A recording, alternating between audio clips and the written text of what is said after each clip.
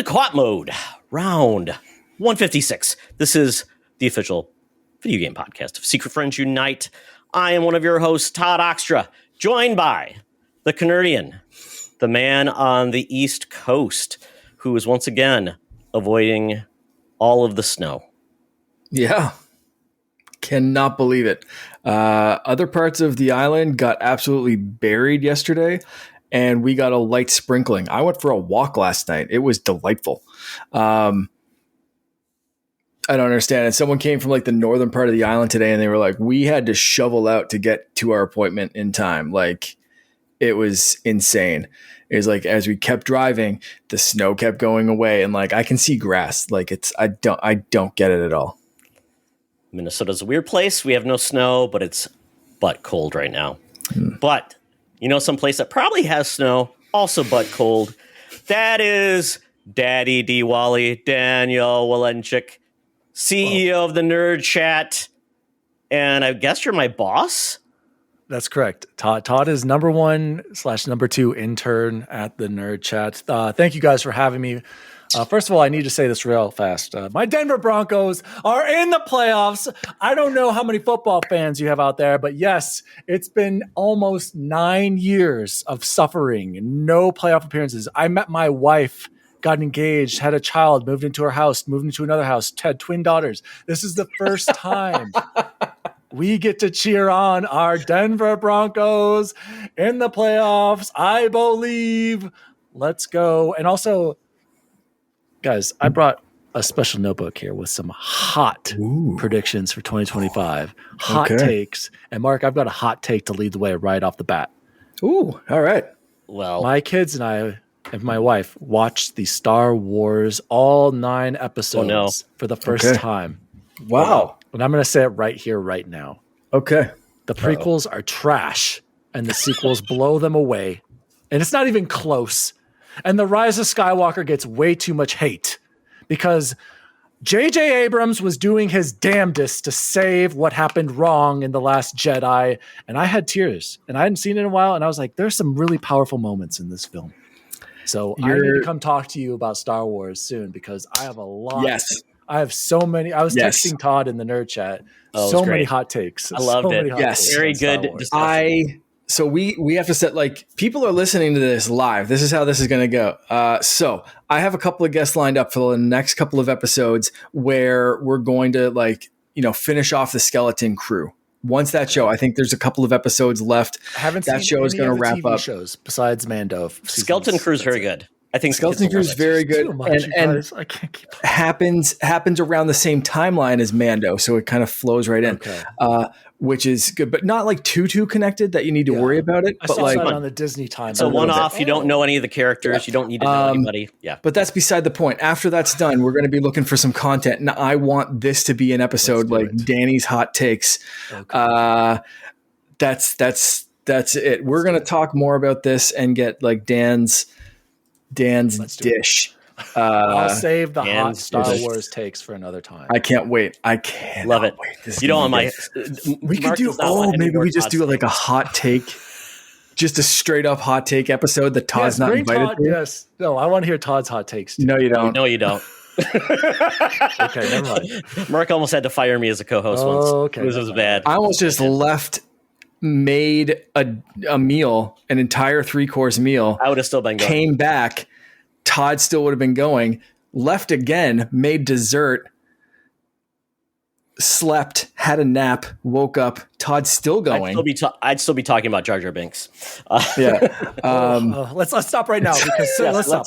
Todd, keep us going. I got it. Here we go. All right, Dan. This is not your first time, but thank you for coming back. Glad to be we back. love it. We love our repeat offenders. So this is going to be a fun one. We are doing our 2025 predictions. It'll be great. Some things may happen at CES before this even comes out. We don't know, but we're going to do this beforehand. I thought that was supposed to happen already. I thought nope. It's the 7th through the 11th. So AMD had their kickoff, so they already announced some chipsets. I was going to say I saw a couple of things leaking out today, but aside from that, it starts. So we'll get into that, but we basically are going to do our predictions. I retrieved our predictions from 2024, so we'll see how well those went. But before we get into everything, we got to thank our awesome Patreons, our secret friends squad, Mark. Yes, you can join these amazing people over at patreon.com/secretfriendsunite for a free 7-day trial so you can get all the ad-free shows, the exclusive shows, the early launches, all that good stuff, and some Discord benefits. After that, you can subscribe for as little as $2 a month and join our besties tier, including Derek Trevelyan, aka the Figure Dude, Francie, the official hairstylist of 1/3 of Secret Friends Unite, the Xbox expansion pass, and Charlie's uncle Tim, who is the biggest fan of this network that has never owned an internet device. I think that's probably safe to say. Friends with Benefits tier, we have to thank John Sedorf, Phoenix Sisters Entertainment, Brendan Myers, Corian HD, aka the Boss Rush CEO. I can't wait to see some fun stuff that Boss Rush has coming up in the pipeline. Keep an eye out for that. Matthew Keel, Kurt Krug, and Tanya Lee. We have to assign some Vigigame power-ups. Yes. So anytime we get a new Patreon, Dan, we have to assign them a video game power-up. It can be used in real life or just in a video game. So it could be you always get an extra bonus life, you get a +1 to a sword, or maybe you can stop time so you can play more video games. So with that, we're going to give Dan a few minutes to think about that. Mm-hmm. Mark, it's all yours. Yep. All mine. Oh, man. Okay. She is from the South. Yep. She is very left-leaning. I'm trying to think what else. And she's into Star Trek. So those are the only things I think I know about her. Okay. I don't know if that helps.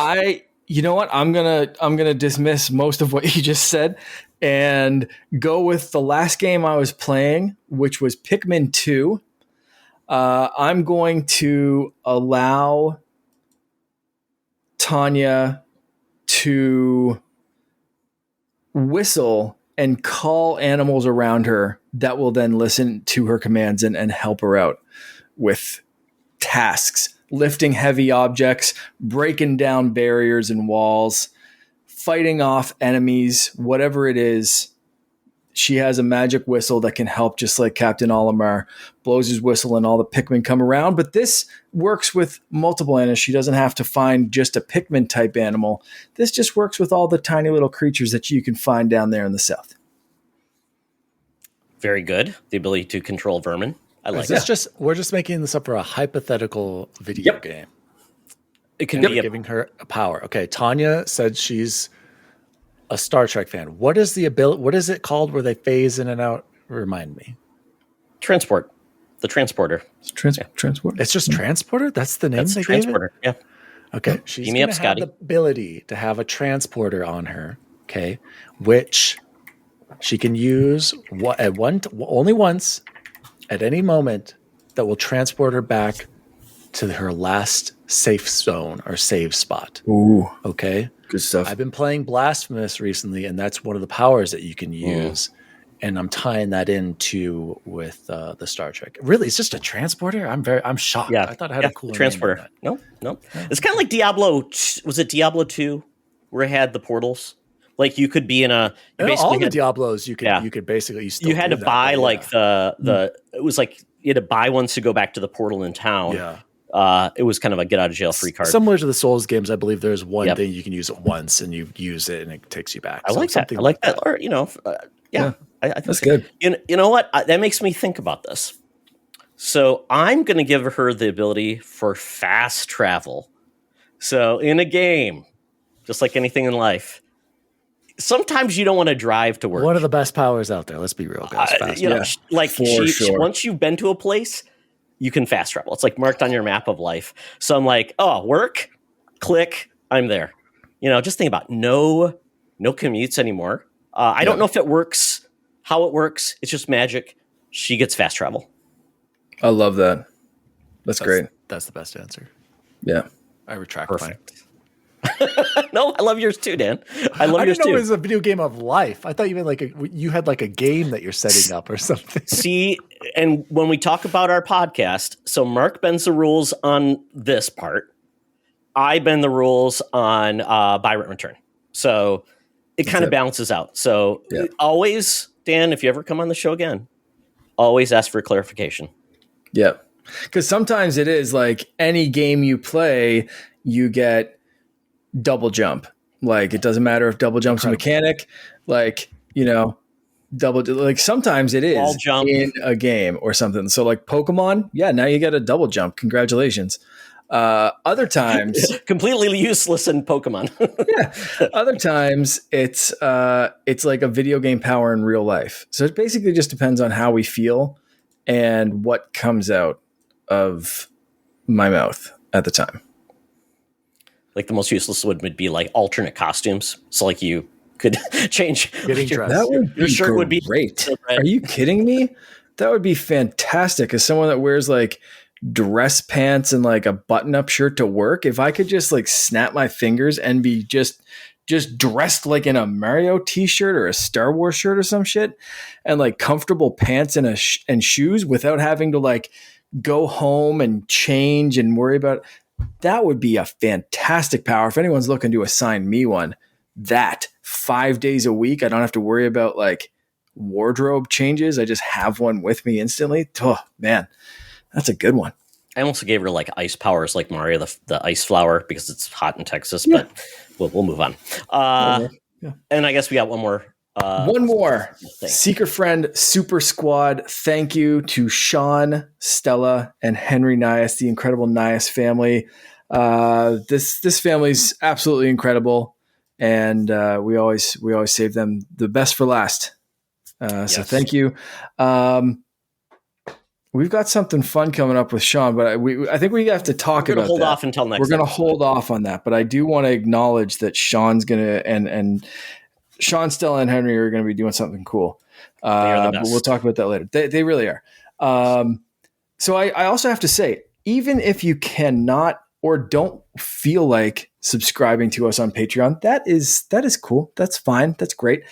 You can help the show in other ways and help the network in other ways, including subscribing on YouTube, following us on social media, joining our Discord, being part of the conversations. You'll see and hear some conversations in a little tiny bit with some comments and predictions and all that fun stuff. So all of that helps. Tell a friend. Seriously, that helps and means the world to us, just as much as tossing a couple of bucks our way over on Patreon. So again, patreon.com/secretfriendsunite, or just share the show. We love it all, and we thank you all for listening. All right. Thank you once again, everyone. But now it's time to have a little fun. It's buy, rent, and return. Gentlemen, do you believe the year 2000 is now 25 years ago? Whew. Dude, I was thinking about that, Todd. I was telling Allie, I'm like, can you believe it's 2025? Like, that's kind of crazy. We're a quarter of the way through this century. It was freaking me out, Todd. I'll be perfectly honest. It's crazy. So I had looked up, like, what games came out in the year 2000 to kind of get a feel for what the gaming landscape was like. So this is what I came up with. I tried to like sprinkle a little bit of, awesomeness across all platforms. So I came up with Perfect Dark on the N64, Metal Gear Solid on the PS1, and The Sims on PC. Can you believe The Sims have been around for 25 years and they've only had 4 releases? Wow, that's crazy. Of course, Perfect Dark 2, only 2 releases so far, which is kind of crazy. Wow. Is it? We'll see. We'll see how crazy it is in another couple of years, hopefully. So, actually, let's go into Brian's. Brian had a note here. It's so small, Mark. I don't know. Can you read it?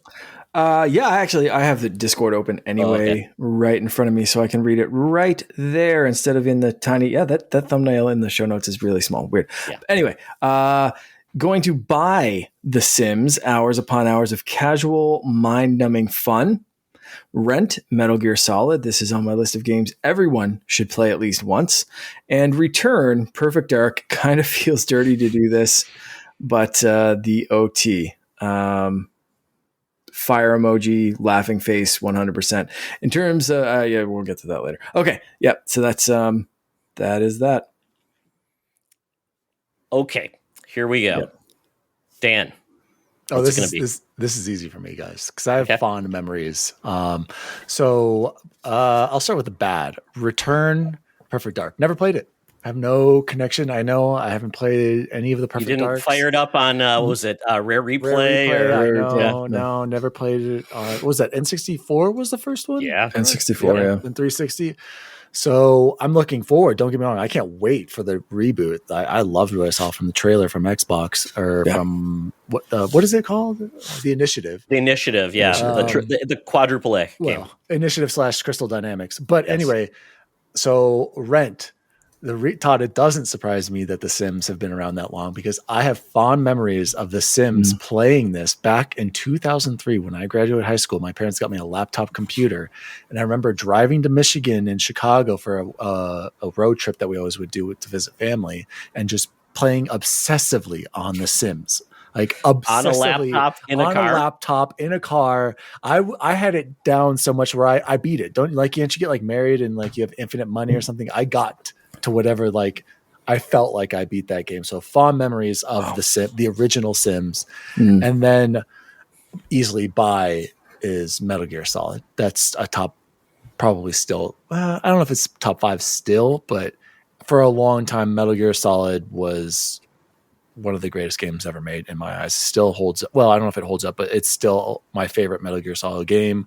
When I played that back in 98 or whatever it was on the PS1, that was the first time where I was like, wow, video games can be something truly incredible and cinematic, and the story with the gameplay. I had never played anything like Metal Gear Solid back then. So to me, Metal Gear is easy buy for me. So yeah, those are my picks. I'm going to ask a quick question about Metal Gear Solid. So Konami is remaking 3, which is Snake Eater. They're calling it Delta.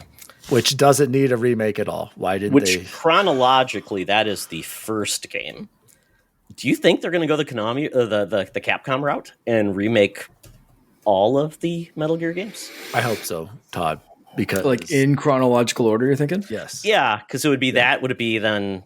I don't know. Would you count like the NES Metal game? Gear or something? Yeah, the NES game. They probably wouldn't do that. I hope so, Todd, because of any of the Metal Gear games needs a remake, or it's I guess they did it on the GameCube, but I would even take the GameCube version, to be perfectly honest. Twin Snakes, that was MGS1 or that was MGS2? MGS1. Okay. Twin Snakes was MGS1, and I loved it. I remember being blown away. I was one of the few who had a GameCube right away and was playing that bad boy all the time. But yeah, I think that would be a fantastic idea. If any of the games, like I said, MGS, Metal Gear Solid 1 needs the remake. I would hope for that, Todd. That would be incredible. Very nice picks. Love it. Yeah. Love it. All right, Mark. What do you got?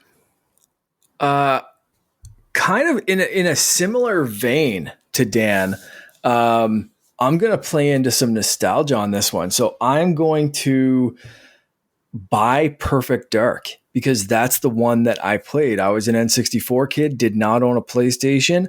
I didn't play Metal Gear Solid until Twin Snakes. So my recollection, my memory of it is a little bit newer. So that's, more of a GameCube memory. Respect it. So that's going to be my Rent.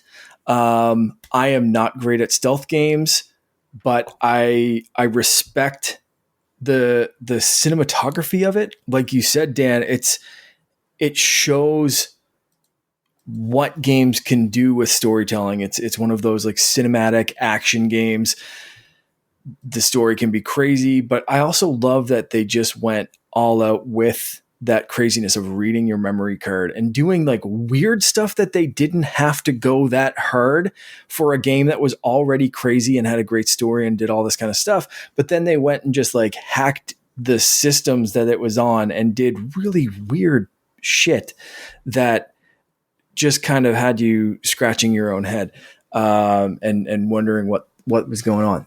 So I love it for that, but it's going to be a Rent for me just because of the Perfect Dark plays into my love of GoldenEye, my love of spy stuff as a genre. I absolutely love the James Bond series. I love any kind of like spy movie or book.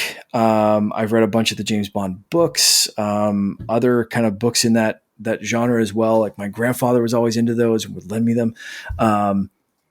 So like Perfect Dark, mixing that with Aliens, like I'm all in, baby. Let's go. Following up GoldenEye 007 on the N64.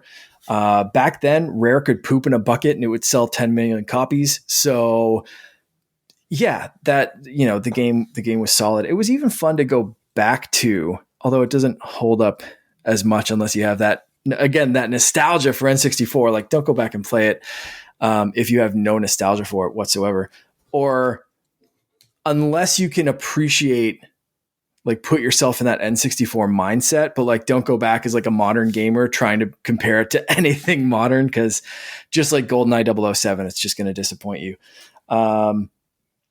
But the Sims, I kind of missed. My sister got really into the Sims. Everybody got into the Sims, I think.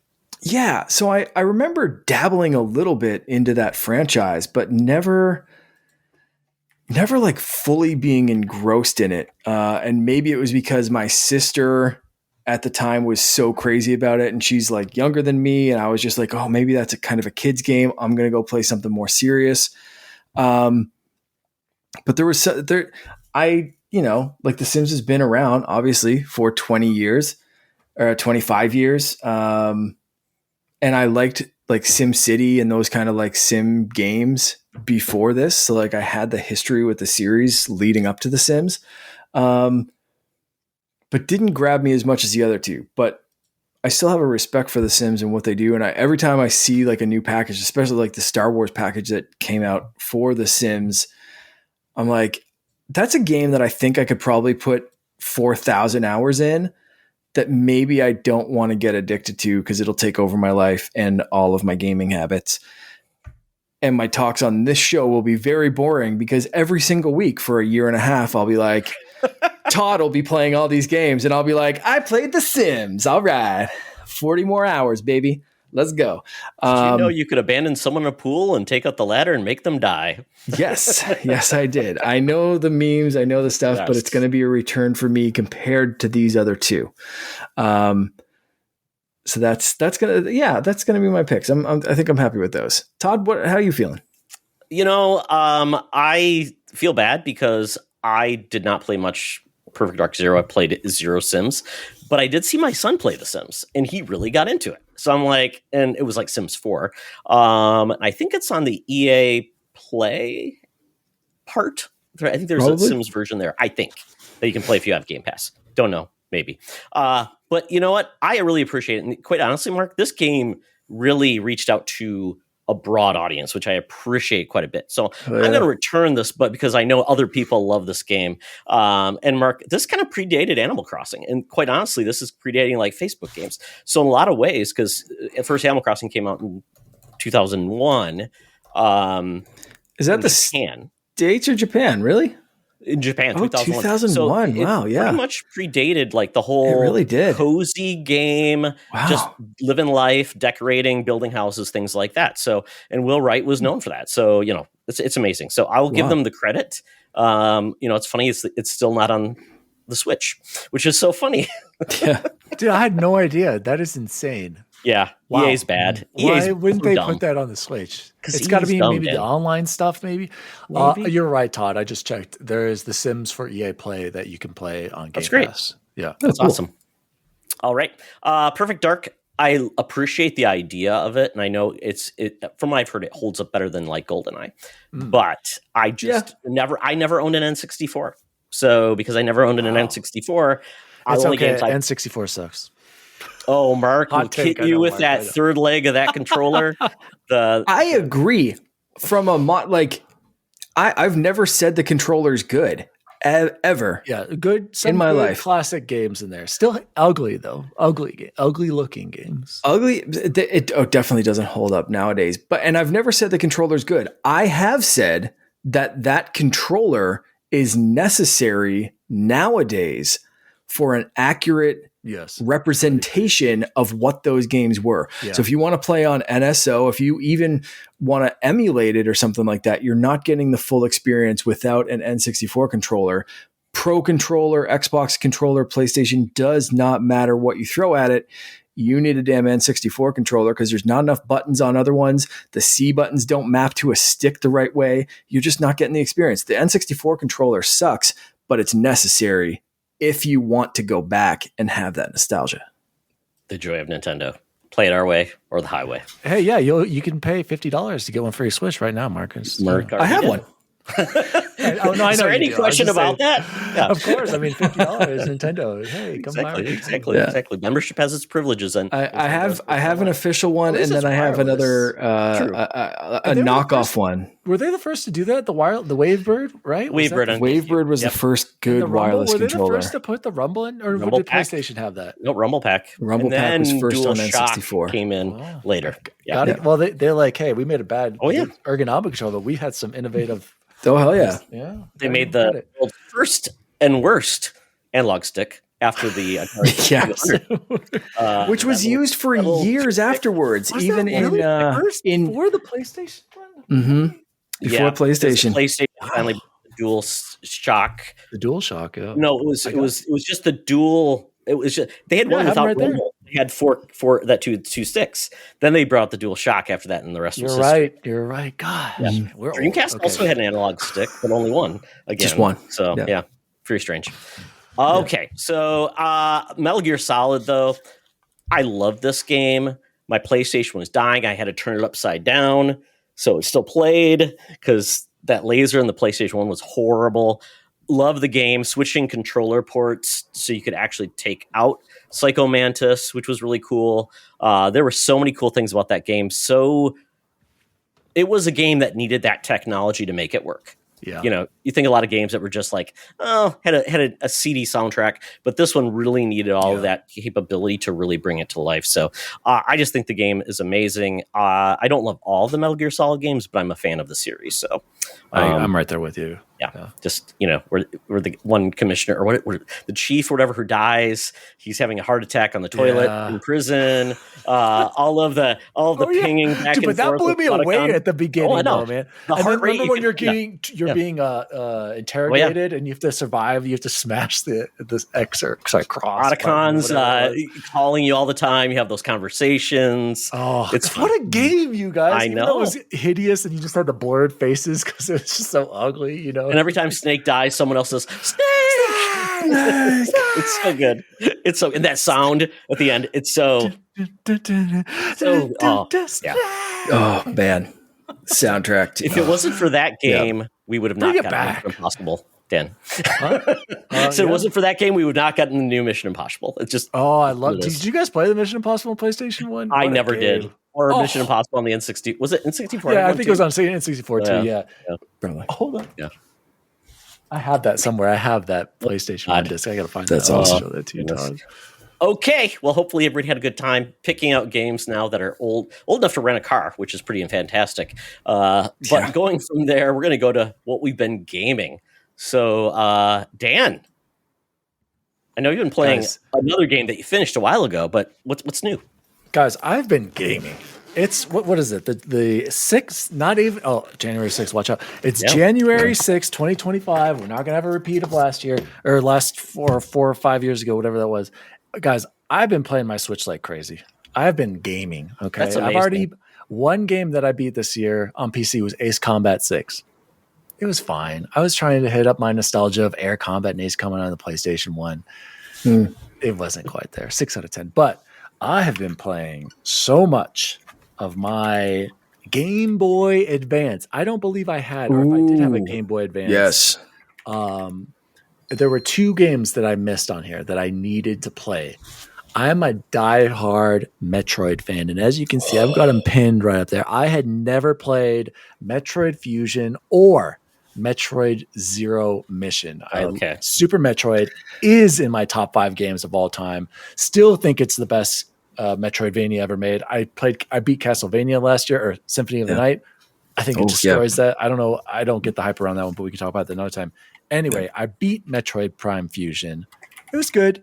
My brother hyped it up a lot because I think that was like one of his. He's younger than me. He's like 6 years younger than me. That's like one of his favorites. I thought it was good, but boys, just earlier today, I beat Metroid Zero Mission, which is a remake of Metroid 1. I had no idea this game existed. Definitive way to play Metroid 1. This game, 9 out of 10, blew me away. This is like the closest I've gotten to Super Metroid easily. But if I had to rank my Metroid games, easily Super Metroid number 1, Metroid Dread would be number 2. I love Metroid Dread. And then this would be number 3. Zero Mission, you guys. What a fantastic game. If you have not played this and you are a Metroid fan, go play Zero Mission. I was blown away, Mark, because they did such a great job of incorporating the original game, adding new powers that I felt like actually helped you gain abilities and continue to grow. Unlike Fusion, where it felt like, I don't know, Fusion just felt different in a not in a bad way. Zero Mission felt like, was Fusion Metroid. Is it numbered like in a way like it would be after it's after Super Metroid? Yeah, it's after Super Metroid. It picks up right after you save the thing, you get infected, blah blah blah. And then doesn't Dread happen right after that too, or something? Yeah. But anyway, and so that's go ahead, Mark. You were going to say something about Metroid. No, I think that ranking is perfect for it. Super Metroid, Metroid Dread, right up there for me. And Fusion, while I really enjoyed Fusion because when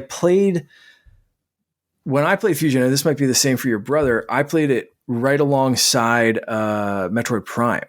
And there were little things that you could do with the Game Boy Link cable and all that kind of stuff that just kind of added to that. So that was like a full-on Metroid like obsession moment, right? Yeah.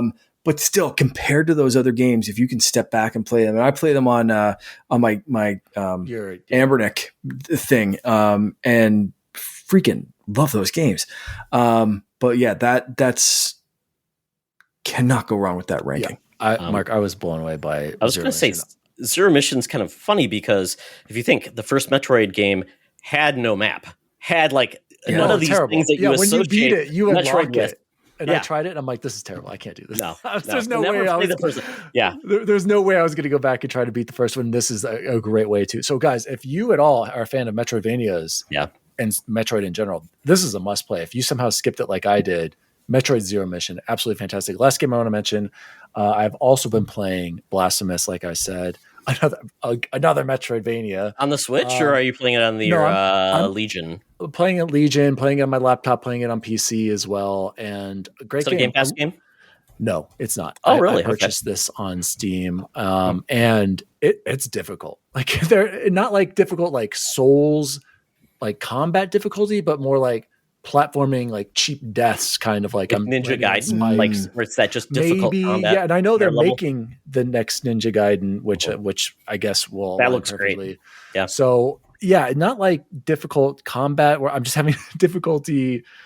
Just if you don't do a perfect jump, you're going to fall to your death, or stuff like that. What I do like about it is that unlike Dark Souls, you gain like your souls or whatever. You don't lose that on death. That always stays with you, which is nice. So you don't have to worry about that. You just lose like your power, your magic bar basically for your special attacks. Then that starts to decrease until you go get it. And if you keep dying and you don't get it back, it's still there. But you can go to this one person and pay a bunch of souls to refill your magic meter. If you're at all interested in Metroidvanias or something like an action platformer like Ori, I highly recommend Blasphemous. I'm really enjoying that as well. Nice. I'm going to have to give that a shot. Also on the Switch. And I almost think I should have bought it on the Switch, to be perfectly honest, because, guys, there's nothing that beats the Switch and its battery life, Todd. As much as I hate the stinky Switch, this thing, if you're just going to play basic indies and even Nintendo, this thing's battery, it can't be beat. Like, that's the one thing we're talking about with Eric. I know Eric was on recently. Yeah. He just got a ROG Ally, and he's like, the battery life on this sucks. I'm like, I know it does. Unless you get the X, which is $800 US dollars. It's the price of power, right? 2,000 Canadian dollars, I'm sure. So I can't imagine. So sorry. Yeah. Price of power. Yeah, it's crazy. The Switch, that's the thing with Nintendo. Like, it's say what you want about their hardware, but like they find that balance of price battery life, performance. Like they find the balance that clearly works with the Switch. I'm hoping they can bring it with Switch 2. I found some web results. I can show Shut you. up, Siri. That's Mark. That was me. My HomePod's talking over there. I don't know what she's going on. Nintendo's gameplay, Mark. You're absolutely right. Like I hate the sticky Switch sometimes, but they just know how to make well-playing games. I don't love all their modern stuff, but these 2000 stuff, man, I love it. Yeah. Very solid. All right, Mark. Speaking of old games. I've been dipping back. Skyward Sword went on sale after the holidays. I picked that up. Don't shake your head, Todd. That has been a sore spot for me in the Zelda franchise. Because my Wii, I had that game for the Wii. I was playing through it and my Wii got dropped. Why did you have your Wii up in the air? I didn't mean to. We were moving. Mark. I accidentally dropped it in I think it fell out of a box or something in the moving truck. Anyway, something just got hit. It would still work, but it would never ever read discs again. So I could play like any virtual console games or anything that I loaded onto the Switch that were there, but could never play it again. So I am so happy to be revisiting this game, and it looks beautiful on Switch. HD, like some of the textures and stuff, and some of the things you can see that it's just kind of upscaled or whatever. But like, Mark, do you have an OLED? I do. Okay, yeah, that helps too. I've noticed an OLED screen on this. Yeah, it looks great. But even on my 4K TV, like it still looks good. So I'm really enjoying playing through this, and my son's really enjoying watching it, and really enjoying. I've hardly done combat in this dumb game because my son wants to steal the damn Joy-Con and shake the Switch around, and he figured out how to do like the putting them apart and doing the spin, or moving them up and down and doing the back flip or front flip slashes. He practiced in that dojo for a long time, just getting the jab and getting the stuff right. And his little 4-year-old brain was just like, I am becoming a knight. So the intro, which is already a little long, took me an hour or so longer because this little demon seed was deciding that he wanted to become an actual knight and joust these wooden poles in the dojo. But I've been enjoying it. It's been really, really fun. And the other game that he's been obsessed with, both playing battle mode, which I've never, ever played in this series before. And he really loves going head to head with me and seeing if which one of us will win. So 2-player mode in Pikmin 2 has been a staple for the last week or so. And then when he's done of that, either he wins enough or he gets frustrated if I win a single match.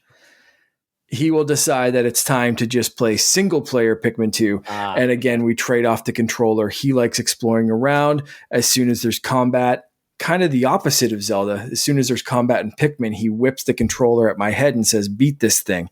So he's not that violent. I'm playing that up. But like he does, he's like, no, you have to do this. He's terrified of the giant bulb orbs. So I've been playing through Pikmin 2 and finishing that off because I started it a while ago, kind of moved on to something else. So I'm back, just kind of cleaning up the last few treasures that I need to find. So it's been a good like revisiting old games that I kind of never finished or never got to. So nice. But man, Skyward Sword, so good. So different. I'm loving it. It's so funny you bring it up because I think the last time I was on, I told you guys that I was trying to beat it, and Tom knows that I finally did it last year. We just did our episode talking about what games we had beaten, and I'd beaten Skyward Sword. And I was telling him, I spent 45 hours on that game, and reflecting on it, I told Todd, and he hates me for saying this, like I enjoyed it, I think, more than Link's Awakening because it was like the last version of what I wanted a Zelda game to be with the traditional. It was the last class Zelda.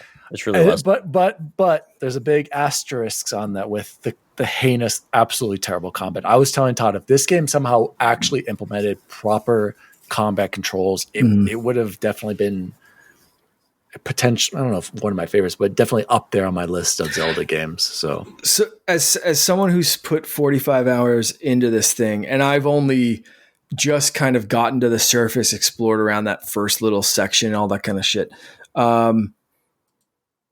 There is an option for not using motion controls. That's what I used. It's still bad. It's still bad. Okay. So what does that entail? Because obviously playing with a 4-year-old in tow, I have not played it myself. It's always with him. It's always with the motion control. He wants to use the Joy-Con. He loves slashing in the directions. I can give you a quick demo right here. So basically you have to hold L whenever you are looking around to control both thumbsticks at the same time. So L puts you basically in camera mode, and it's like any traditional, like now you can control looking around with the right thumbstick. Otherwise, you're swiping with your combat, your swings are with the right stick. So if I'm swinging to the left, I go that way to the right, and then to do the swirl, you have to do a swirl, and then up and down would do the power attack. Todd's face is that. You're right, Todd. It's trash. It's so bad. I was gonna say, that like hurts my brain. I'm like, I have to de-think how to play games. I did the whole game like that, Mark. The entire game. I'm gonna have to try it. Controls. Here's the thing, though. I like what you're doing, incorporating your son in there, and like I can see the appeal for, and I think Todd would agree with a younger kid playing it. I think that's very cool. Almost makes me think I should have gotten Grace in there, but then I would have been like, then it would have been like 140 hours. Oh no, you. It's gonna take me a while. I'm gonna need to play this, so that's why I'm asking. Like, what am I in store for when I do play this in handheld, and he's distracted by Moana or something on TV, and I can play this myself for a little? What am I getting into? It sounds like it's like Blade for the PS2, where the control stick controlled all the. Do you remember that game? The control stick. I remember we talked about I couldn't even. It was the exact. And you brought it up, I think. I'm like, It was the exact same, because the enemies would attack you, like they'd circle around you, and you needed the stick, because Blade could like punch forward but then kick backwards, or like sweep to the side and then hit something with the other. Like that was the control. It was all the right stick controlled every single bit of combat. I'm glad I played it. Okay. I'm never going to play it again with those controls. I got you. The list. Yeah, I got you. That's what it comes down to. If they ever improved it and made a modern, maybe I would replay it. But I'm just glad this is like the last one I have major Zelda titles is Twilight Princess. That's the only other one. Okay. As I will call it, Toilet Princess. And I still have Tears of the Kingdom there, but I plan on getting to that eventually. But yeah, guys, I have my top 3 favorite Switch games, and this is up there with Metroid Dread and Super Mario Wonder. Even though I haven't played Mario Wonder, I'm assuming it's going to be that good. The other ones are hidden behind it's good, man. You want to know where I stopped playing Skyward Sword on the Switch? I'm going to say the opening credits. No, when I got on that damn bird thing, and I absolutely detested the controls. I'm like, I like doing this. Like that wasn't that bad. I hated it. I hated it. Here's the good thing about it: you don't have to do it that much. Yeah, no. And I will say, Mark, my 45 hours, I did a lot, and I was pretty close to like all hearts, but I didn't do any crazy unnecessary side stuff where you have to like, collect like 100 or something. These like tears of goodness or whatever they were, acts of kindness or whatever. And the really bug collecting, like it's I remember that kind of stuff. Wind Waker's still my favorite 3D Zelda game. Wind Waker's game. awesome. You're right. That's I love that, especially what they did to improve it on the Switch. Where is that, you guys? Sorry, on the Wii U. My son loved it. Never mind. Nintendo predictions. Go ahead, Todd. I was just don't steal mine. I swear to God. Okay. Not going to touch it. Not going to look at your blue envelope. I don't know. So really quickly, Dragon Age is finished. 70 hours. Damn. I did not complete it. I missed some quests, but I felt I got all, just like Mass Effect 2, Dan. Can I ask you, Todd, can you get every achievement in one playthrough, or is stuff missable?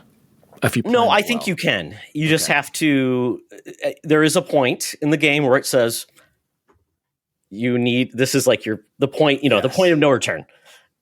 It tells you right there. Okay. So clean up all your quests, do all that stuff. Second question. Yes. I have Dragon Age 2 installed on my computer, on my Xbox Series X. Do I need to play that and play Inquisition? Nope. Okay. Not at all. I only played portions of those games, and I felt like they did such a good job of just bringing you into that world. And if you played those games, it's going to be great for you. If you didn't, it's great too. And Dan, you'll love this. This feels like Mass Effect 2. It is getting your team together. It's doing the companion missions. I like Mass Effect 3. It's figuring out who you're going to romance. And I told Mark last episode, I'm like, I think I might get in trouble because I been romancing 2 people. How'd that go for you? I didn't get caught. There you go. That's my It all worked right out in the there. end. Yeah, I got a burner phone. Nice. But I absolutely loved it. It's really great. And it does like Mass Effect 2. That final mission, like who survives? And you make decisions who will survive. So not everybody. I mean, I don't know if you can get through it with everybody surviving or not. But man, I loved it to pieces. It's great. I know some people have problems with it. I talked about the one thing I think people had problems with, but I don't know why people would throw out a game just for that one stupid thing that, quite honestly, is not worth the drama it caused. It was silly, but great game. Loved it. Did not expect to really get into this game. The combat's great. I know Bacon's loving the game. Oh yeah, Bacon's really loving. Oh, it's great, Dan. It's and you can just mix and match your parties. You got 3 people in your party. It's great. Highly recommend the game. It's on the list. It's on the backlog. Yeah. A mobile game I've really gotten into, and in our household, this game has quickly become like the game my son and I are just all in on, is Balatro. I bought this on Android. If you have the iPhone, you have the Game Arcade, whatever it's called. Yeah, Apple Arcade version. It's I actually installed the other day and haven't played it yet, but it is on my phone. So my son bought it on his phone. He bought it on PC. My son is ridiculous. He doesn't understand the value of money. He's like, I just want to play it everywhere. Well, isn't it like $15 or something? Yeah, exactly, Dan. But why does he get it on Steam? And you'll notice your kids will probably get into this when they get a little older. He just likes to mod everything to cheat. That's what he likes to do. He just likes to screw everything up. So, but it's great. I love it to pieces. It's so much strategy. It's not revolutionary. I've talked about this. It should not be up for Game of the Year. Really? It's poker with some twists, but it's not like he created a real, like a game that you never heard of before. He basically took something and he put a twist on it, just like most board games are, most other things are. So I appreciate the ability to do this, the fact that he's brought in other developers now to be part of your card decks, which are great, like all these different properties, which I really think is great. But it's a fantastic game if you just want to play something. It's the perfect toilet game. That's why I was waiting for mobile. Why would I play it on my couch when I can play it on the toilet? Right. If I got a good run, it might be a long toilet That's break. the answer. The Switch. That's the question the Switch is asking and answering is, why play it on your couch? That's why the Switch is sold 4 billion units, is for that very reason. Absolutely. Toilet time. That's why the Wii U failed. You couldn't play it on your toilet. Exactly. Too far away. Yeah. And then, Dan, you're going to appreciate this. Indiana Jones. Indiana Jones and the Great Circle is Game of the Year 2024. Mark lied. He said he was going to play more of it and talk about it this week. I played a little bit more, but my son wants to play Zelda, and I didn't get too much Xbox time. So I did play a little bit more, but not enough to really jump in with more discussion. Well, I'm not going to spoil it. But okay. Well, incredible. Dan, I took the way out in this game that has made it so much enjoyable for me. I dumbed it down. I dumbed it down, Eric. You could literally play it as a shooter if you wanted to. Well, I'm not doing it as a shooter. I'm just doing it as I don't get caught easily. I am like the bad Even if you do, guy. it's fun. Exactly. I know it's fly swatters. I get all the weapons. I pick them up all the time. You know that I never used the repair kits. I don't understand the point of them because I was just picking up stuff every time. Oh yeah, I know. Yeah, there's so many weapons around. Like, hey, I don't have anything. I'm repairing my shovel. Why would you ever repair one? Never used one once. Yeah, no. I the second I got an achievement for hitting someone with a guitar, I was like, I'm testing everything. Todd, by the way, there were some sections where I'm like, I'm playing this like Wolfenstein. And I did. Specifically at the end, there were like the last 2 seconds. I think it's kind of almost made like arena-wise for it. So I was just like, take this, you Nazi scum. Oh, I loved it because the second time you run into Tony Todd in this small area, I couldn't figure out, I'm like, what the hell am I doing? I'm like, I feel like I'm not doing any damage to this guy. I'm punching him. I'm running away. The girl is throwing bottles at him. And I'm like, what am I doing wrong? So eventually I said, screw this. I've been doing this forever. I'm not making a dent. I pulled my revolver, shot him twice, and he didn't die. That's the thing. He doesn't die. No but he gets spoilers. knocked out because Mark's no spoilers. But I love it because it does it once you actually get past some certain parts. Like I would say, leave the Vatican. I thought once I left the Vatican, dude. once I left the Vatican, I'm having a lot more fun with it. Here's the thing. I agree with you. You could fly through the Vatican if you just stick to the main mission, get your camera, and just follow it. That's what I did. I think it's fantastic. Yeah. I think the Vatican's the underground area that was giving me serious Oblivion so good vibes, like incredible. But I can see what you're saying, Todd, but I still think it's worth exploring the Vatican. But you're right, it is more of a maze there. It's not as easy to navigate. I mean, I completely agree. But it is cool how they wrap it all back together, like the different pathways, like souls, like demon souls. Like you come back, I'm over here, and like the level design in Indie the whole game is just super underrated. Yeah, I like the fact when you find a book, it can improve your stats. That's something fun too. So I really am enjoying it. I'm enjoying. You are, Todd. I am. Can I ask you? No spoilers. What area are you? What biome are you in? Don't say it. What, first, second, or third? Second. Okay.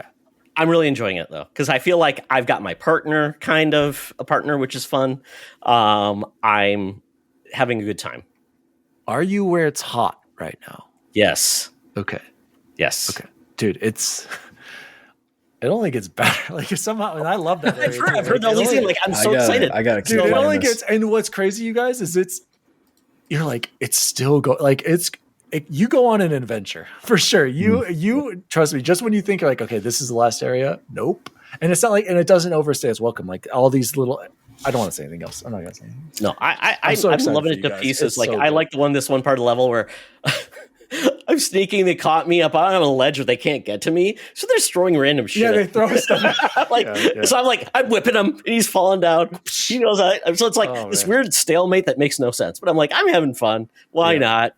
I'm loving it. And I've said it this is my year. I just find the fun, but I don't make the fun find me. So I made it so the game was enjoyable to me. So I played it on my own terms, and because I was good, because I'm like I don't want to miss a great experience just because part of this game I don't love too, Todd. Yeah. Oh my god, you're in for such like funny stuff. Yeah, I'm excited. So I feel bad, Dan, because you're making me betray my son, who said, "Dad, after Dragon Age, you're playing Cyberpunk," because my son loves that. It's one of his favorite games of all time. I don't think you're going to like Cyberpunk as much as Indie. Well, I love Cyberpunk. Oh, well, then you're going to love it then. I didn't know you. If you're a Cyberpunk fan, you're going to love it. And I love machine games. I think they're amazing. I don't know if I love them enough to go back though to play like the old the Riddick games. I thought about that. Yeah, I don't know if they've aged well. I mean, they redid it on the 360. I think you can just play it back compat on the Series X with like the still FPS boost. Those Wolfenstein games to me are top tier. Love them to pieces. Such a good story. I have the Terrorbilly Special Edition too. Where it's the action. Oh yeah, I saw it. You showed me. Yeah, it's incredible. Yeah. Todd. I do think you should play Cyberpunk after Indie. I do think. I am. I've just decided that because I want to finish it before our game of the year, the Couchies. So that's why we go. That's why we go to the 20th, Dan, because I want more time to finish games that happen versus have to rush. So that's where I'm at. Yeah, that's kind of. I just watched the interview with. Bye, Grayson. Hey, Bye, Grayson. See ya. Say hi, Todd. Hi, Todd. And Mark. Hello. Hi, Mark. Hi. Brothers. Grayson was also playing the Switch, and he was playing the old school Mario Brothers. Actually, he was trying to awesome Zero Mission. I was shocked. I was like, but I don't know if you're ready for this, but he was doing all right. You should play Mario Wonder. That's a great game, too. He has been playing Mario Wonder, but he's playing. What are you playing right now, buddy? Star Wars. He just got Star Wars: The Skywalker Saga on Switch. Don't play Jedi. Don't play Jedi Force Unleashed on the Switch, though. It's the Wii version, which I think is so Lego funny. Star Wars is like my comfort food, man. When I don't know what else I'm going to play, I just jump in. I'm like, I pick an episode and go. Yep. I love that game. It's so good. It was free on. Was it free on Epic or Amazon? It was free on one of those services. It was amazing. Oh shoot, I can't remember which one, but that's a game. I took a note out of your son's book and I double dipped on that one. I have that on Switch and Xbox. And then it dropped on Game Pass, and I was like, "Damn it! I did not have to spend $100 and something on this." I'm thinking about getting it for him on Xbox too. I don't know, but we'll see. Yeah, The FOMO. I bought that on Xbox. Now I don't even own an Xbox. Oh well. And Well, you might be last, able to stream that down the road, Todd. that's what I'm hoping. Yeah. Dan. That's what I'm hoping. I want to stream the games I own on Xbox that I can't play anywhere. That's oh what well. bacon is too. That's coming. And then lastly, my son and I, speaking of Cyberpunk Edge Runners, we've been watching that on Netflix. It is amazing. I love how they basically take parts of the show, incorporate it, and the secondary character that has its own life, this own storyline. I love it. It's super violent though, very adult. So don't watch it with your kids. Cyberpunk. Oh yeah, exactly. Yeah, but we're enjoying it, and it gets to a certain point when your son is 19, you can actually watch stuff with your kid like he's an adult. So it's very cool, very interesting. And he also really liked the secret level episodes that are out. The Pac-Man one, we talked about that. He watched it with me. I watched the Dungeons and Dragons one, which was great. And I'm going to be watching some more of those because it's really good. So check out those video game shows. And that's where I am at in my gaming for this year. Awesome. More to come. And folks, yell at Mark to play more Indiana Jones. I'm getting it. Take your time, Mark. Just take your time with it. Don't feel rushed. Take your time and enjoy. I'm about to leave the Vatican. I was one that I knew I could have left. After I got the camera, I was like, I can just probably golden path this, but I kind of want to explore a little bit because there's a lot of stuff here. And I feel like Indiana Jones would explore before he moved on a little bit. But I just watched the interview. There's an interview, so I forget who dropped it with Troy Baker, saying how he auditioned and how the director said like I don't want you in my game and all this. And it just put. I watched it last night and it put me right back into like the Indiana Jones movie. Oh man, I brought that up with Todd on Nerd Chatter last week. How he said he made me realize I wasn't trying to be Indiana Jones. I was trying to make you feel like Indiana Jones. Yeah, it's so good. I was like, Troy, I was over Troy Baker, and I'm like, Troy Baker, you're the man. I owe you an apology. He's very talented. Yeah, he's kind of a diva. After when you Indy, see I was like, incredible. You know what? Wait, guys, Todd, breaking news right now. Breaking news. Oh wow! X Bacon Gaming, $2,000 for the NVIDIA 5090. Oh, that's $500 cheaper than I thought it was going to be. Go Bacon. Go Bacon. That's what I mean when you are a dink. That's what you can do. Yes. When you have no children, you can do things like that. That is amazing. Bacon's going to have a great 2025 in the world of gaming. He's selling his 4090, Mark. He's selling his 4090. Oh, there we go. Oh, well, I love that for Bacon. They just announced new. It's also what they announced. They announced new chipsets for mobile PC handhelds too from AMD. So throw your I know Legion Go. I'm returning it. I'm throw it in the garbage. Sorry, Alec. We told Eric to wait until CES. Well, and we'll talk about this later. We'll talk about it. Yeah, but apparently, Mark, there's like no tax on certain things in Canada right now. Correct. Yep. Okay. There you go. Oh, yeah, that's crazy. I love it. Yeah. So that is it for what we've been gaming. So I'm so excited for this. I will say though, I'm all about Disney. If we don't get a live action Indiana Jones movie, I would love Troy Baker to do the voice of a CGI Indiana Jones in a animated movie or series. That would be amazing. That'd be pretty great. Okay. With that, gentlemen, it's time for a commercial. Hey, Secret Friends Unite, let me tell you about Zencastr. We use them for our show, and now they're supporting us. Zencastr is now the all-in-one solution making podcasting easy. It's the ultimate web-based podcasting solution. Provides high-quality audio and video podcast production and hosting. With a full suite of professional tools, podcasters can seamlessly record, produce, and publish studio-quality content, all from one dashboard. Being a creator has never been easier. And we chose Zencastr because of the ease of use, high quality output, and it makes it super easy for our guests to come on. We had multiple solutions we tried before, and Zencastr has just been the best fit for us. Why Zencastr? It's now super easy to record a podcast with Zencastr. Log in using your browser and start recording a high-quality podcast right away. Record studio-quality sounds and up to 4K video with your guests. Feel a sense of zen knowing Zencastr's multi-layered backups ensure you always have your recordings in the highest quality, even if the connection is unstable. Have you ever worried what you sound like? Zencastr's post-production process makes you sound buttery smooth. It automatically removes those ums and ahs in your recording. It removes those awkward pauses in conversation too. Set the right podcast loudness and levels while reducing background noise with the click of a button. So if you're interested in making an easy, high-quality podcast just with the click of a browser button, go to Zencastr.com/pricing and use my code SFU1. You'll get 30% off your first month of any Zencastr paid plan. I want you to have the same easy experiences I do for all my podcasting and content needs. It's time to share your story. Now back to the show. It's time for the reckoning. Our predictions for 2025. Obviously, we know there's going to be a lot of announcements throughout the year. Things will go awry. Things are actually happening this week at CES, but that's okay.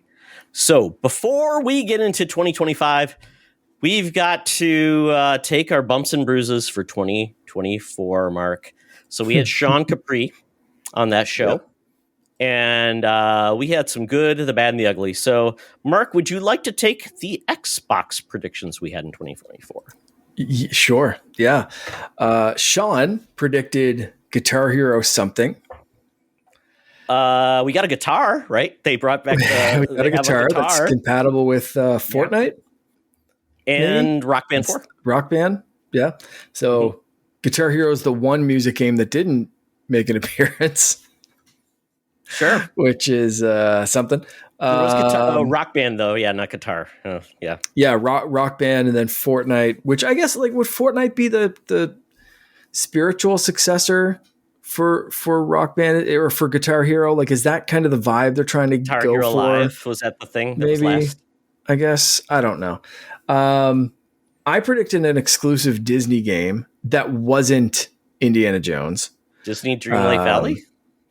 I think I was aiming for another franchise. Sony's gotten. I feel like Indy. I think you got that. But right. I think it was already announced before then. I think it was already announced. I think I was expecting something else to go along with Indy. I thought. How about Blade? Was that Blade last year? Or was that the year prior? No, Blade. Year before. Was that a year before? Yeah. Oh shoot. Yeah, okay. Sorry, Mark. I'm trying to get you points, man. That was the kind of vibe that I was going for. Sony has Spider-Man, Wolverine. I thought there was going to be something else in that Disney thing. Mickey? Nice with everyone. Yeah. And that's not an exclusive. So I really thought another Disney exclusive, but we saw one released. Blade's getting word. Like, I'm not going to give myself points, but like, man, I think with the success of Indiana Jones, we will see this one come true. It just didn't happen in 2024. Yeah. Right. You, Todd, a remake of Elder Scrolls or Fallout was predicted. We got more Fallout 76 content. There we go. That Fallout killed media. Yep. Yeah. Was the show this year? That was 2024, beginning of the year. Yeah. Yep. Woo. Great show. Ooh, Nelly. I cannot wait. Is that 2026? Yeah, aren't they filming it now or something? Yeah, they're filming right now, yeah. Yeah, 2026. Walton Goggins was just on the cover of something. Sexiest Ghoul. Yeah. Yeah, he's great. Okay, Mark. Awesome stuff. Nintendo? I'll take Nintendo. Give her. Sean said Metroid Prime 2 remake. This game is like trapped behind doors. It's already done, apparently. But I don't know what they're saving it for. I don't know. If only they had a hardware release coming up. I know. They could save this for. Would that be a kick in the pants if, like, oh, you're getting Metroid Prime 2 and Metroid Prime 4 is now delayed again? Oh, God. No. The monkey paw. Yeah. Mark, Wave Race 99 did not happen. Nope. We got what was the last 99 game we got? F-Zero? Excite Bike? No. It was F-Zero 99. Yeah. That's right. Did I just make up Excite Bike 99? I think so. In my brain. Did I just will something to happen? Does that count as your prediction for this year? Probably. If you don't predict it and it happens, that's going to be the most hilarious thing absolutely. Ever. I love it. Yeah, mark that down. Mario Kart 10, Metroid Prime 4, double fail. Apparently, they wanted nothing to prop up the last year of Switch sales. So There we go. Yep.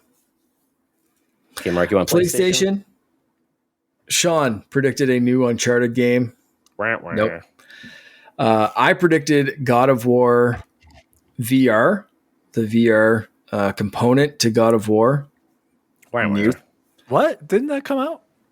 Oh, no, I'm thinking of Horizon. Sorry. Horizon. Yeah. That was the year before that. Sony, And that was- Sony doesn't that- even and know that's about the VR reason I too. predicted that. 2 years? Oh, God. Oh, I'm yeah. sorry. Yeah. And that's the reason I predicted it. I was like, they're gonna do something, see right? Horizon. They got to take some of their other popular franchises. What else? God of War.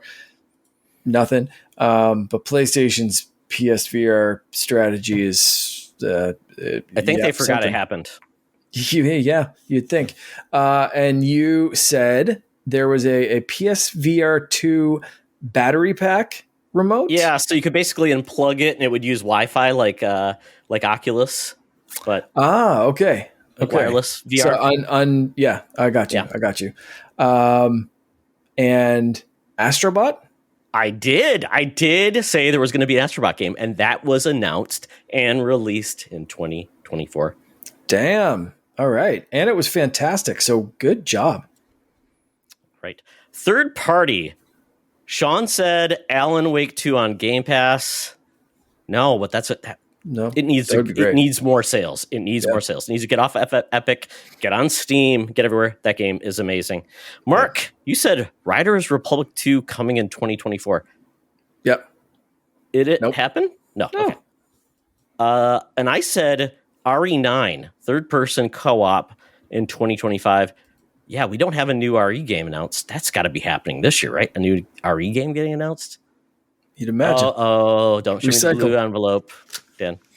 He's writing it down. He's changing his predictions.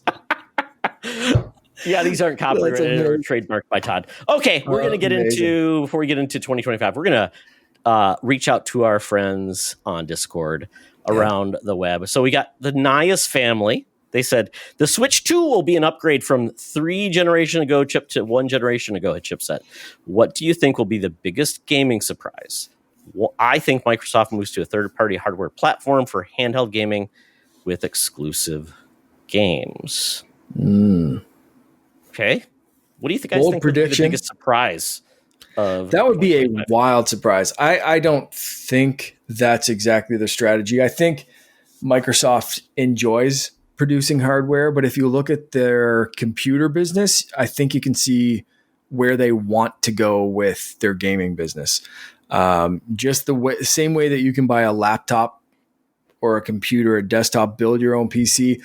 I think Xbox is kind of thinking the same way. They want to build their own Surfaces and they want to build their own PC, computers. They want to build their own Xboxes and show people how it's done. But I also think they're open to other things and they're going to be putting that on everything. They want look at the current marketing. Everything is an Xbox. We're going to see a partnership with Quest that they've already announced, but we're going to see that materialize this year with an Xbox branded Quest 3. Wait, is that your prediction? No, that's already, they've announced that's going to happen. That's a known thing. It's an Xbox branded Quest 3. That's been announced. Oh, really? That could be shown off this week. Okay. That, so like we're going to see those kind of partnerships pop up with Xbox, but I don't think they're getting out of the hardware business completely. But damn, if that one's correct, man, that's going to be a swing. Like Sean's going to have some big bragging rights for that one. Dan, biggest gaming surprise of 2025. This is not counting against. This is hard. I didn't come with this prediction, but I gotta call Mark out right now. It's Meta has announced a special edition inspired by Xbox. Yeah, that's what I said. An Xbox branded. It's going to be Xbox branded. It's inspired. It's just black and green. But anyway, yeah, it's going to come with 3 months of Game Pass. It's going to be black and green, and it's that's what I said. It's going to be an Xbox inspired. It's just going to be a Quest 3 with Xbox packaging or some shit. But like, I don't We'll see. It's fun to play on Quest 3, man. I will tell you that. I've heard. Yeah, I mean, after Luke raving about it, I believe I had my Quest 3S on for the Nerd Chat You did. Game Awards react. Oh yeah, we went for wearing. That was fun. Todd, I'm gonna throw it to you. I can't think of something that's really gonna surprise us this year. I think I'll tie it back into one of my predictions. I'll say that. I'm gonna make the dumbest surprise announcement. Let's hear it. GTA 5 will be coming to the Switch 2. Finally, after 13 years. Okay. But will not include GTA Online. Is that really one of your predictions? Because I'm going to write that down. Well, that's just the biggest game. I'm just saying for this. I'm like, because I just imagine that there's kids that will finally get to play GTA 5. The 3 people who never played it before. 155 million who haven't played it already or whatever it is. You know what I think could be a big surprise, though? COD being competent on Switch 2. That's true. Because they've not needing Wiimote that's controls. Something that's this whole deal having to go through. They have to deliver it on a Nintendo. They have to deliver it on PlayStation. Blah blah blah. All those rules of the Activision purchase from Microsoft. We haven't seen any of the Switch side of that yet, and I think they're waiting for Switch 2. And I think it's going to be surprisingly competent. And I think that could be a surprise for a lot of people. I mean, does that get us to a point where we see like Call of Duty Black Ops or whatever on mobile too? So it's kind of like we finally see those games coming to like mobile, like the actual console game versus just Warzone. I will say though, on the third-party hardware platform, I think Microsoft potentially could go more the route of like Android with they have their Pixel line. Yeah. And I could see Microsoft having like, this is the premier Windows platform, like you're going to pay more for it, but it's going to be a premium experience, and it's going to be Xbox. We still have hardware. It's like almost like think about this, Dan. NVIDIA always makes like reference hardware for their graphics cards, but then everybody else, third parties, get to do their own. But I could see this being like, yes, we're still in the hardware game, but we're not leaving it. But this is our twist on it. So I could see that. I have no problem with that. Yeah. I mean, I've got a Zotac Gaming 4090. That's not an NVIDIA GPU. So. Yeah, I have an Asus Tough Gamer one, I believe, for my 4070. Okay, Dan, still no Megatons? No, no. Like I said, I'll tie it into my Xbox prediction. Okay. Mark, do you want to do Brian's question? Yeah, I can. Let me grab Discord back here. So Brian, I started reading this already, so I'll get back to it. In terms of questions, what is your most hyped, long-awaited release that's supposed to drop in 2025? Looking at you, Metroid Prime 4. I live and die by Metroid, so for me, I cannot wait for Metroid Prime 4. I'm just hoping the rest get remasters as well, and that I don't have to buy a Switch 2 to play them. So I already referenced that, like, there's new hardware coming out. I wonder what they could be holding back the Metroid Prime 2 and 3 remakes for. I hope they don't do that. I hope it's compatible on just Switch. Because Metroid Prime looked great, played great. It was fine. It was a great.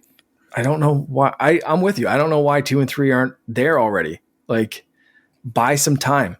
Make the people that are waiting impatiently for Metroid Prime 4. When was Metroid Prime 4 announced? Haven't they had plenty the logo? Of time? The logo? When was the logo announced? It was how many years? It was announced before The Sims came out, I think. Yeah, no, yeah. It was actually an Easter egg in Metroid Prime 3. If you look at the original, if you look at the original Wii game. Metroid Prime 4 was announced September of 2017. Yes. So good Lord. Not far behind the release of the Switch. Yes. Yeah. Wow. So that's my answer. But I'm going to give a different answer, and I will say that I'm looking forward to the next Assassin's Creed game that was pushed back. I'm hoping the setting is cool. I'm hoping that the gameplay changes bring me back into that series and make me excited for it. But that's like a answer that I'm just pulling out because I know that got pushed back to 25, and my real answer is Metroid. So, yeah. Dan, do you have a most anticipated game for 2025? Actually, you know what? I I'm actually really super excited, and I never thought I would say this, just for the release of the Switch 2. I'm actually really. I don't own. Well, actually, I guess I still own consoles, but I primarily game on PC now. I've really grown to appreciate my Switch, and especially recently. So I'm excited for the Switch 2, and I can't wait for that to come out. And then I'll give my son the OLED because he's just got a Switch Lite right now. Who knows how I'm gonna have to transfer saves? Because Nintendo's gonna make me do some weird stuff. Who knows what back and magic wizardry I'm gonna have to do to get all of his saves over.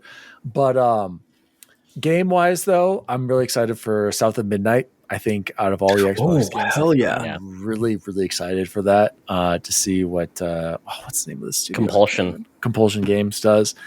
And then I'm also, if it happens this year, Grand Theft Auto 6. Like, let's be real. Like, I loved Grand Theft Auto 5. That's easily my favorite. Like, I think that game is. It's not a top 10 game for me, but like.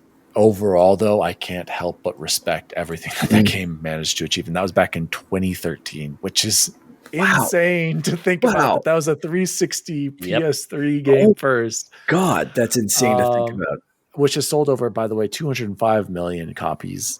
So and don't worry, it will be forward compatible on Xbox Series 12 and everything else. Why wouldn't they release that on the Switch too? Absolutely. So add more copies to that. It didn't even have online at launch. Yep, I remember that, dude. I remember all of it. I remember buying it on Xbox, and then thank God I didn't buy it on PC. But but I did buy the Series X enhanced version, so I bought that game. I bought it on PlayStation because I've never finished the game. The campaign is worth it. I think the campaign. Yeah.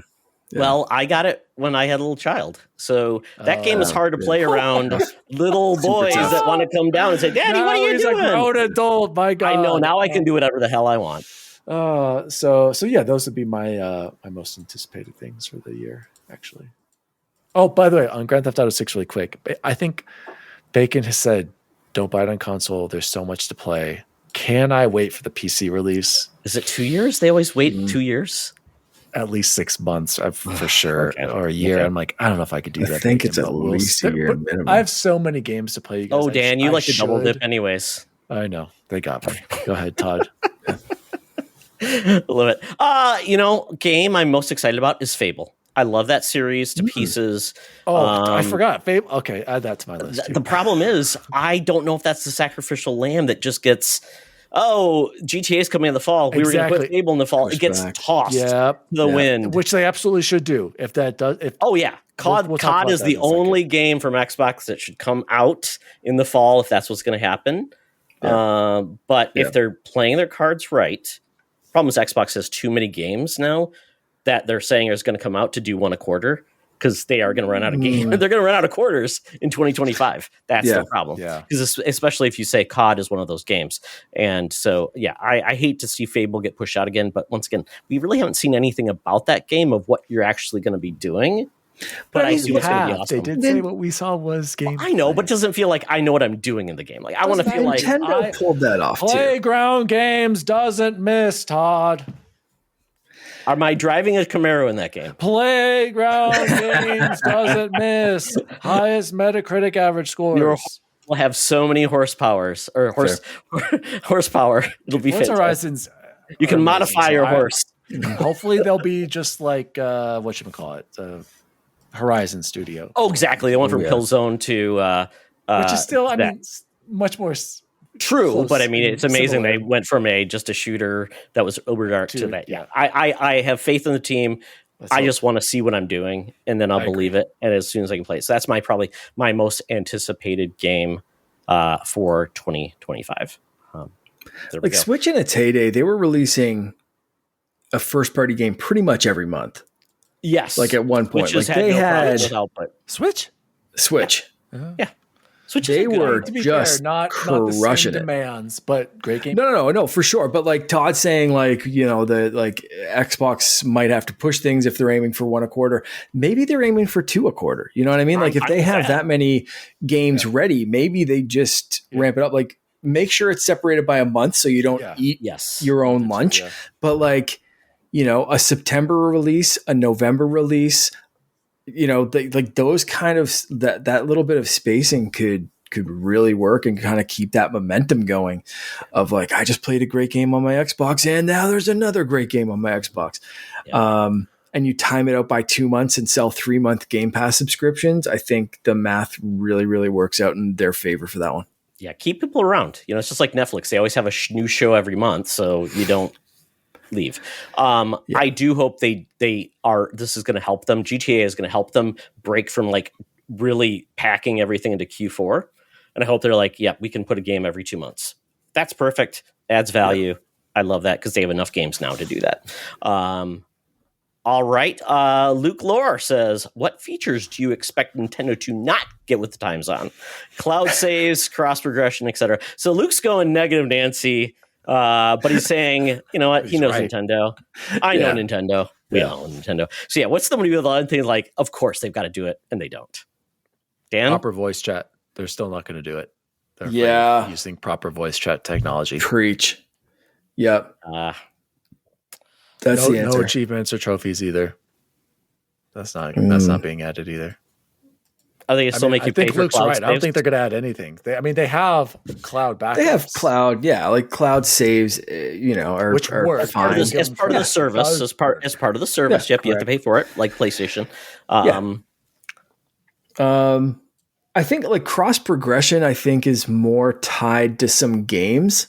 Like I don't think that's a Nintendo thing directly. Like I think the technology is probably there for third parties to have like their own account. Like it might be a pain in the ass to sign up for a Ubisoft account or whatever, but like I think Fortnite the technology is laid there, right? Like does Fortnite do it? I'm trying to think of other games that have done it on Switch. Fortnite. It's like it has to be in the cloud on what they own versus on Nintendo directly, I believe.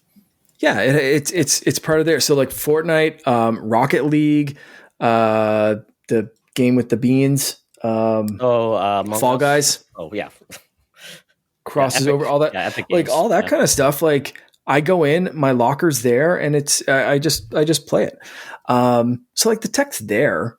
It just depends on the developer and how they want to set up, and I'm sure it's like more taxing on their servers or something because Microsoft does you have to have a Microsoft account for Minecraft, right, on Switch. Yep. So it can tie everything in. So I think people are fine with that, right? You have to have an account if it works. That's the price of entry. Yeah, it works. But I agree with Dan. I think probably voice chat would be the main thing that I think they'll still somehow be lacking. Yeah, I just don't think they want to get that right. I do not think Nintendo will do the free makes like Xbox did, where it's like they will improve their games from previous generations.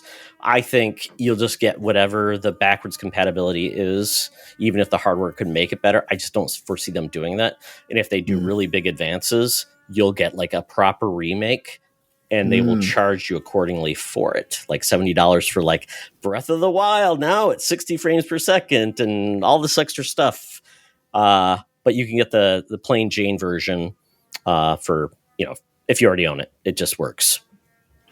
So what do you put any weight behind the rumors that have been popping up even this week that like the Switch 2 is going to have that? Is it NVIDIA that does the NVIDIA does upscaling AI DLSS. upresing stuff?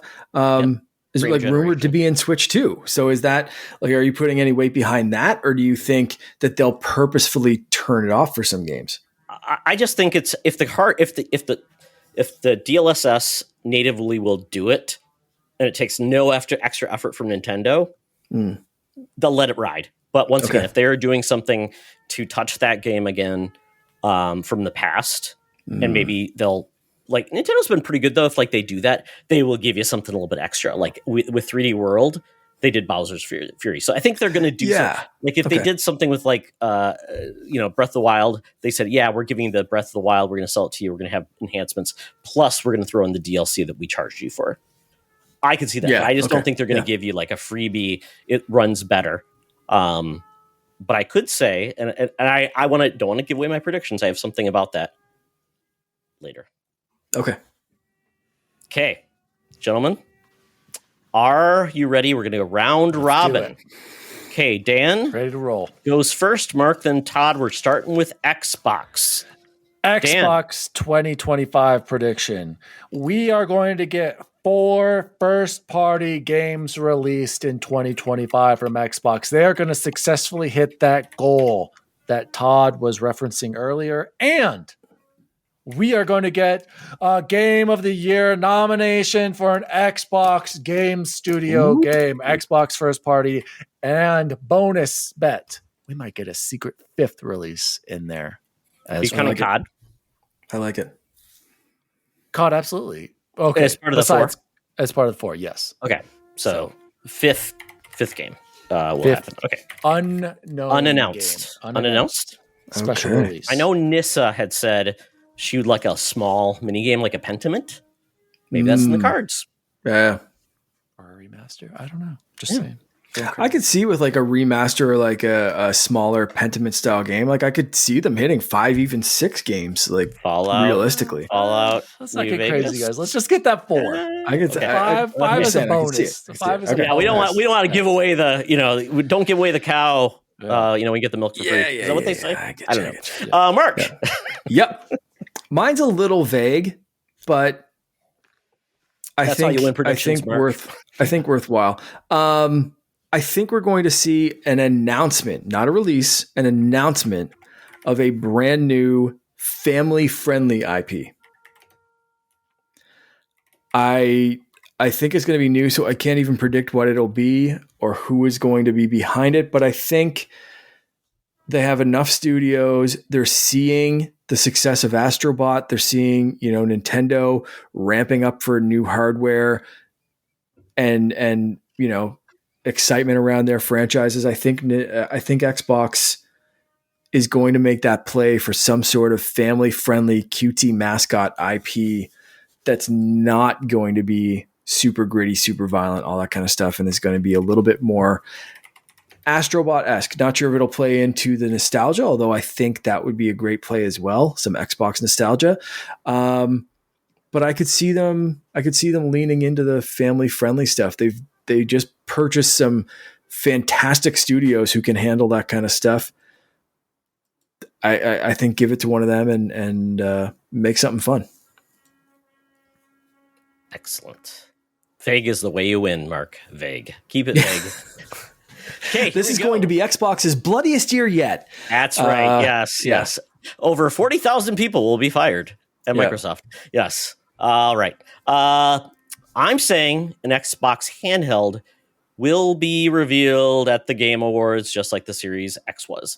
Not released. That's bold, Todd. I don't know about that. Okay, Xbox is making it first party developed. This is not a partnership with like Lenovo or something. This will be their handheld device. Flagship. Okay. It will be shown, and maybe they like open it up and show you the landscape of it like they showed Series X, and then they will show like their titles running natively, like Halo or something like that, just kind of montage. I think would be great, and reveal it there, and then it can launch in 2026 at a later date, because they said it's years away. So at that point, that would be years away. 2 is years away, right? Yeah. Okay. Wow. Okay. I like it. I'm saying a new Elite controller shown with better haptics, and it's going to have Design Lab day and date.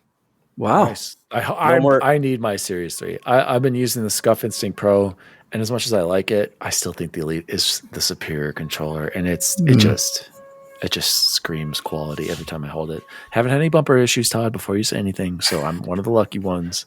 Yep. But I do want that Series S slight tweaks in the design, and I need that share button. Like I hate. That was so weird when they launched the Elite Series. I'm like, you couldn't have waited on that one until the Series jump. But oh well. But like I think Design Lab day and date is nice, because I always hate it. Like, oh, here's the one version you can get, and then it's 6 months later. Oh, here's all the awesome stuff you can get. I'm like, oh, now I have to double dip. I'm hoping that's why we've seen so many options with the Design Lab for this series or the Elite 2, is because they're still trying to get rid of the pieces they made for the old controllers. That's what I'm telling myself that at least. Yeah. Absolutely. I'm going in a different direction this time. I'm going to a new Double Fine game revealed How many Psychonauts. predictions? Oh, yeah, what the hell, dude? Mark? What are you doing? I'm trying to get points. All right, I'm trying to okay. get points. You could make I as didn't many know as you you want. could just throw off as many and then you get I a thought point this for was each one each like we did last Was it year. one each? Oh, you don't want my wisdom? I'm giving these away for free, gentlemen. I say new Double Fine games being revealed. It's new IP. It's coming in 2026. It's been Psychonauts 2 came out in 2021, so it's time for Timmy Schafer to come out there. And I was inspired by the Lego talk, and I said Xbox is going to get a Lego game. You know what? Lego Nintendo, Gears of not War would PlayStation. absolutely slap. Oh, Halo! Remember that Mega Bloks game that was supposed to be on the 3DS or whatever it was? Okay. Oh, yeah. Oh, wait. Okay. Yeah. Like I said, Mark, unless you clarify the rules, they are meant to be broken. All right. Okay, Is it Dan. my turn? Yes, it's your time for Nintendo. Well, you said Mark. You said Mark. Oh, We're Nintendo. It's not PlayStation? Yeah. Okay, Nintendo. Here's my prediction for Nintendo in 2025. The Switch 2 will launch at $399 US. I'm afraid to go any higher than that.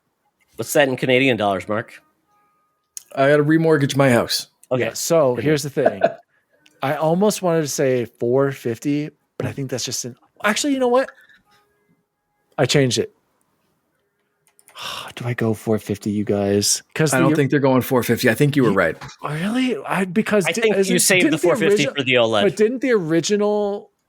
Isn't the original Switch still technically 350 right now? No. The original was $299. The OLED $350. They went $50 up. Yeah. Okay. And then the light I'll was stick with the $200. $399, even though I won't be shocked if it's higher. And I was checking Steam Deck prices. You know, I'm like, for the technology, we'll see. It's going to launch. Who said Mario Kart 10? Are we on? Did we skip 9? Was there a 9? No, there's 9. That's what's 8. 8 is on the Switch. 9 is the mobile version. Apparently. Oh, that's what they officially are calling it. The 9th version. I is the didn't mobile know version. that. Yeah. It's time for a new Mario Kart game. Am I right, Oh, you guys? hell yeah. We've had this absolutely. Wii U. Can we get a new Mario Kart game with the launch of the Switch 2? And I also said Metroid Prime 4 comes out. I'm debating do they have the balls to bring out a new 3D Mario platformer? I don't know. I don't know if I want to commit to that. I feel like Are these launch Mario titles, Dan? I think Or Mario these Kart 9 launch has to year? be a launch title, and I think Okay. Metroid Prime 4. I don't see why it wouldn't be a launch title at this point. And I think Metroid Prime, like Mark was saying, could absolutely come out on the Switch as well. But they're holding it for some dumb reason. I don't know. It'll be like the Zelda when whatever that was. Yeah. Came out on both. Twilight Princess and Breath of the Wild. Correct. Yeah. So Both did that's the my double dip. Nintendo. The I dream went with the couple. price. And the 2 launch titles. And maybe Mario. What did Mario Odyssey come out the year of the Switch launch? It did fall, though. It was their holiday title. With Breath of the Wild, right? Or was Breath of the Wild? Well, Breath of the Wild was Breath of the launch. Wild was first, and then so that was like spring, and then in the fall they released Mario Odyssey. So Kart, I My believe it. prediction, Todd, I'm doing it on the fly. We're either getting Mario Kart 9 or a new Mario with the Switch in the launch year, Okay. along with Metroid Prime 4. Oh, in the launch year, because I was going to say for actual launch, I don't think you should doubt yourself because we just got Wonder, and I think they can rest 2 on years that ago? for a little bit. Wonder was this year, wasn't it? No. That was 2023. 2023. For real? Yes. Shit, I played a ton of that game this year. Mark. What is time? All right, fine. child Maybe you're onto something there. Okay, Dan, I'm going to ask you one more hard question. When is it launching? Oh, same time. March. Whenever the Switch. March 3rd? Whenever the Switch launched. It was like that March same- 3rd. It was like the beginning of March. 2025. Get this thing out already, Nintendo. Yeah. Okay. Awesome. Mark? My prediction: Wind Waker 4K is a launch title. 4K, Mark? Are you sure? Wind Waker. Well, I don't want to call it HD because I think it's going to play in 4K on a TV. So I think they're going to use that 30 branding. frames per second. I think I think the handheld itself is going to be 1080p, but I think it's going to be able to push out some 4K. I don't know if they'll brand it 4K or they'll just call it something, but we already had Wind Waker HD on the Wii U, so they have to do Just bring it, please. Anything. something. Yeah. And I think we're going to see that as kind of that launch title. I don't think the only way I could see them releasing it as HD is if they bundled it with Twilight Princess and said, here's the games that we're missing, the Zelda games that we're missing on Switch. Here they are as a bundle for Switch 2. Please enjoy them. They look great. They play great. And then here's some fancy other shit, including Mario Kart 10. I think you're right. And they're on available with that for one. 3 months, and then they go away, and you can never buy them again. Yeah, exactly. That's exactly. Now who's cynical? You and Luke. Yes. I really do think that now that you said that 2023, that's really got me thinking about a Mario game. And because Wonder was 2D, I think we could see a 3D Mario game. I will specify 3D Mario game That's what within I was this saying. launch window. Okay, all right, cool. Are you cool. thinking more like Odyssey or like 3D? Yeah, like an Odyssey world. proper sequel. No, yeah. Odyssey style, full on 3D. I'm not saying isometric. I'm not saying 2D, 3D graphic. I'm saying straight up Mario Odyssey style, 64 style. Spin a camera around. Let's go have some fun in an open world. I don't think it's going to be Odyssey 2. I think they'll just move on to whatever the next thing is. But I think specifically, I'm calling a Mario full 3D game for the launch window, maybe not launch, although that would be a smart way to launch a system. But I think launch window makes more sense. Okay. Anything else, Mark? Wave Race. Always Wave Race. Always. Wave Race 99 coming back? Nope, just a new Wave Race game. Okay. Yeah. All right. Okay, for me, Switch 2, $400, launches in May. Features ability to cast the screen when you're holding it to the dock, like Wii U. Ooh, okay. So basically, the dock Bring is out some connected to the dual screen. TV. Oh, That C shit, button yeah. is cast. It goes there, so you can use your second screen as like a map or something like that. You're insane, man. So okay, is it a dock? It requires the dock connected to a TV to cast the screen. But no, what I'm asking does it dock? Like, can you put this device into the dock to have it, or do you have not to? wireless. No, it's not a wireless connection from the dock to the TV. It's just basically saying No. Like, does the Switch, as the current Switch does, sit in the dock Yes. and then go to your TV? Yep. Can the Switch 2 do that? And are there benefits of like plugging it into the TV, then you lose the map screen, but is it more detailed? And then like if you have it in Wii U form, are there like pros and cons of like actually docking it, docking the console to the TV, or is there anything lost when you're streaming or anything, or should you always play in Wii U mode? I'm just thinking it's a way to basically play around with the asymmetric gameplay like the Wii U tried to. It just makes it easy, and then you don't have to worry about toilet time. So there you go. Gives you that option to play with something different. Maybe allows those games that had Wii U attachments to actually work on your Switch too. Don't know. Okay, yeah. Okay. 3D Mario game coming holiday 2025. And this is going to be funny. Todd's content, man. I said there's going to be no Switch 2 exclusives for a year. But Switch 2 games, the Switch 2 version, will be Enhanced. higher res and higher frame rate. I think you're right. Very few exclusive games have been coming out for launches lately. And I think this is the first time where Switch, they can't get away with saying, well, we're starting over from scratch. So this could be a situation where kind of like the Zelda games, Zelda games, there's always been one on the Wii, and then it was on GameCube. I think they'll do that, but they'll basically, they don't want to give up on those 150, 40 million sales, but basically you get a better experience. So that's what I'm feeling. And then year 2, maybe we get some exclusives to finally get those slackers to come on over.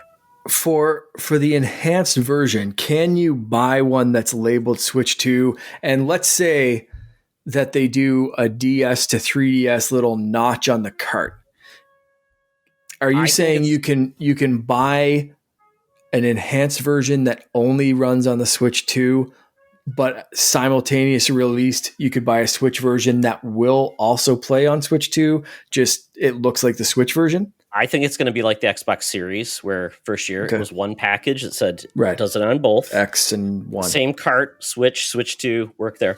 And then when they truly do have Switch 2 exclusive games, the box will be completely different, will be a different color, will be something else, and have a new notch that doesn't work. Okay. All right. Cool. Yeah. All right. Let's get into PlayStation, Dan's favorite platform and controller. Oh. Why does this space exist here, you guys? Thank you, Dan. It's the biggest button in the world. No! Yes. I love you, Dan. Symmetrical sticks. Good God. I hurt my heart. Mark, I recently tried the Envision, which is like the Scuff PC version, which is just a slightly different PS5 controller. Yep. The symmetrical sticks. Yeah. Disgusting. Makes my hand hate them. It's just terrible. It's not I hate natural. them. There's a reason if you guys are babies incapable of doing things with your fingers. PlayStation. Listen, I can play it. I just don't like to play it. It's like an N64 controller. I can use it. I just don't like it. It's stupid. Why does it still exist when the Xbox controller has perfected controllers? Look where your thumbs naturally go. Why are the face buttons you're up asking here? me that, and Why are the face buttons up here and not down here? Have you looked at the Joy-Cons? Your thumbs don't move up and down naturally. They move side to side. Tell I me think the to Joy-Cons fix the suck crap. too. Yeah, the Joy-Cons aren't great. No one's saying they are. But the sticks are in the right place. 8-bit do controller. You're doing your same thing, whether the sticks are down here or up here. It's the same thing. Same thing. I don't care. Yeah. Anyway, Fantastic. moving on. Sony. My prediction is that Sony finally announces something exciting, maybe that's not a remake or a remaster. Well, they did announce a new This is my IP at serious TGA. Sony prediction. Yeah. Sony No, that's legit. is going to have a state of play, a real state of play for once in their lives, and actually announce something new and exciting that isn't a remake or a remaster, and we remember why we enjoy PlayStation. The PS1 good old days. Okay? That's my serious prediction. And then you didn't like Intergalactic? Again, that wasn't at a Sony state of play, and that's years and years out, so I don't believe that. How about PlayStation Showcase? Because state of play suck. I don't like. Okay, sorry. PlayStation Showcase. That's Showcases what I are meant. the big. Sorry, big that's game, what I meant. That's what I meant. Yeah. Sorry, not a state of play. At a showcase. I agree. I said maybe showcases need to happen. In addition to the we're getting Ghost of Yote. Do we see the Spider-Man Venom spinoff or Wolverine? I'm going to say one of those. Oh, I think we're seeing Wolverine this year. You think Wolverine? I don't want to commit to it, so I'm going to say I don't think one of those. Well, I don't think it's Marvel being game. released. I think we're seeing gameplay finally. I like that. I like that. I'm going to Not say Venom a chance it's releasing this year. Wolverine shown. Yeah. Okay. Thank you for the clarification. Okay. Yeah. Okay. Marky Mark and the Funky Butt. Wait, Dan, you're muted. Oh, sorry. muted. I wouldn't. So for sure, I wouldn't be surprised if the Spider-Man, if we get some sort of Spider-Man release. When did that come out? Spider-Man 2, 2020? 2023. It was 2023. Was 2023. What was? I'll come back to that. Go ahead. God of War was 2022. 2021 was Horizon. Depending on how big it is, I could see some Spider-Man Venom, maybe like surprise release What was the before the end of space the between year. Miles Morales and Spider-Man 1? Spider-Man 1 was 2018. And then Miles 2020? Miles was 2020, and then Spider-Man 2 is 2022. You're right on. There you go. I think you're in that timeline makes sense for sure. And Venom could be like more like a Miles size, Yeah. where it's like $40, and Yeah. Yeah. If it is that, I could see it being announced and released this year for sure. That wasn't one of my predictions, so I'll give that one to Dan, but I'm backing you up on that one, bud. My prediction is a Jack and Daxter soft reboot. Thank you. Not a remaster, not a re-release, none of that bullshit. This is a new game soft reboot. So you don't have to play all the all the old stuff in the series. You can start here if you want to, but fans of the series will love little nods, little winks to past games. Kind of like the Ratchet and Clank, where they basically said we're starting it over, but it's like new tech. Exactly. Okay. Exactly. I love that. And I think Jack and Daxter is like one of those PlayStation things that, again, like Dan said, go back to the good old days. PS2. I know it's not happening, but I want it to, so I'm going to put it out there. Even PS fanboy Todd agrees. What happened to the Sony we loved? I agree. Minus Astrobot. I agree. Yeah. But I will think, I do think also we will see, but one of my predictions was we'll see gameplay of Wolverine, not just a from behind CGI trailer. I think we will actually see some gameplay this year, not a release, but I wasn't thinking about Spider-Man Venom, but now that Dan brought that up, I think that's going to be shown and released this year. It's going to be one of those quick little, like, show it off in the summer, release it for the fall, $40 Miles Morales style showcase kind of thing. I think that's a super smart prediction. But Astrobot did get that treatment, shown and released same year. Yeah. So I hope exactly. Yeah, there's precedent for it. Yeah, and I wish Xbox would do that too from now on. Oh, yeah. To be fair, actually, everybody. Just everyone. Blanket statement. Stop showing games off 7 years early. Exactly. And just show them off, release them. Short windows. Call it a day. Yeah. Let's do it. Short windows. Okay, for me, Wolverine trailer shown, but it's coming in 2026 in the spring. So I hate that, but I've got to be honest. I don't know, especially if we're going to get like that Venom game, which could ridiculously happen. Could happen. And that, Insomniac had the horrible like Breach that kind of, so they may be like, let's do something different to surprise them that people didn't know about. I don't know. This is my big surprise though. The Iron Man game from EA and Motive is going to be shown at the Sony Showcase. And I forgot that existed. I did too. When did that game get announced? It was 2022. So I'm like, it's time. 22. Wow, shit, yeah. Okay. It's time. Yeah. So that's Forgot what that I'm was showing. a thing. Yeah. All right. Third party / PC. Dan. Yep. Could be hardware, games, whatever you would like. Third party. This one, I'm not going to lie, I struggled with, and I just stole from Todd when he said, a new Resident Evil game. Grand Theft Auto 5 on Switch 2. COD 2025 on Switch 2. Yep. And this is the real one I thought of that I didn't steal. And I'm struggling with it. Grand Theft Auto 6 does make it this year. I'm wondering why everybody thinks it can't. Do you guys think it's going to happen, Todd? I don't know about that. I think so. I'm afraid for that one. I'm going to be honest. No, I think it drops this year. I just don't know. I think it drops late. I don't know. Yeah. I think it's like a December release, and everyone's like, "Why the hell wouldn't you release this in November?" And I think it's like one of those like late holiday scramble kind of things. Like I think it's like dropping like December 10th to like one of the whatever the video game release day is. Adults are buying this game, December. so it doesn't matter when it drops. Quite honestly, let's say this is my Christmas present to me. Yeah. Or Hanukkah Harry is giving me this game. Yeah. When do new games come out? Like what's the day of the week? Tuesday usually. Tuesday. Wednesday. So this is a December 9th or 16th Tuesday drop. Tuesday or Friday. So it's not going to be part of the Game Awards, so it won't get judged. Not like care. 9th, 12th, 16th. I don't think they'll do it on the 19th. I don't know. I think the opposite. I think if it's gonna come out, it's gonna make Game Awards nominations.